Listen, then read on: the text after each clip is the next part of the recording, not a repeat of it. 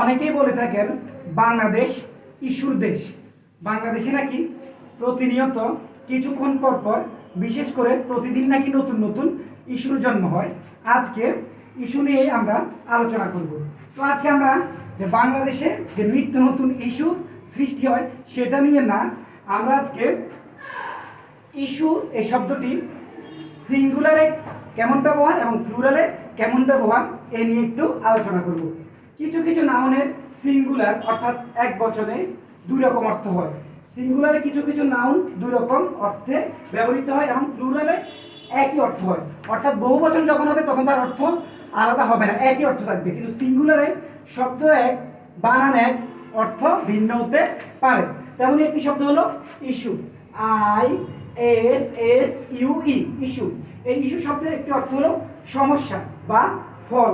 Issue শব্দের কি সমস্যা বা ফল হতে পারে, যেমন what is the issue of making a choir. এখানে আরেকভাবে এই ইস্যু শব্দটির ব্যবহার হচ্ছে। এখানে এই ইস্যু সিঙ্গুলার ফর্মে আছে, এখানে এই ইস্যুটিও সিঙ্গুলার ফর্মে। এই ইস্যু অর্থ হলো সন্তান সন্ততি, অর্থাৎ সন্তান। এখানে ইস্যু শব্দের অর্থ হলো সন্তান। হি হ্যাজ নো ইস্যু বা রোকেয়া হ্যাজ নো ইস্যু। রোকেয়ার কোনো সন্তান নেই বা তার কোনো সন্তান নেই। এই ইস্যু অর্থ সন্তান সন্ততি, কিন্তু এখানে ইস্যু সিঙ্গুলার, এখানে issue singular.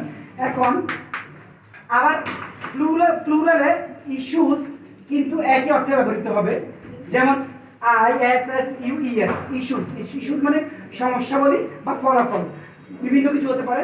What are the issues of making a choir. এখানে কিন্তু এটার অর্থ একই রকম থাকবে, এটা ভিন্ন রকম অর্থ হবে না। এই ইস্যু শব্দটির অনেকগুলো অর্থ রয়েছে বাংলায়। এই একটি শব্দ ইংরেজিতে ইস্যু, বাংলায় অনেকগুলো অর্থ রয়েছে। স্থান কাল পাত্রভেদে বিভিন্নভাবে প্রয়োগ ঘটে। ইস্যু অর্থ সমস্যা, ইস্যু অর্থ প্রকাশ, ইস্যু অর্থ ফল, ইস্যু মানে ফলাফল, প্রচার, সরবরাহ, লাভ, সফল, প্রেরণ করা, সন্তান সন্ততি ইত্যাদি।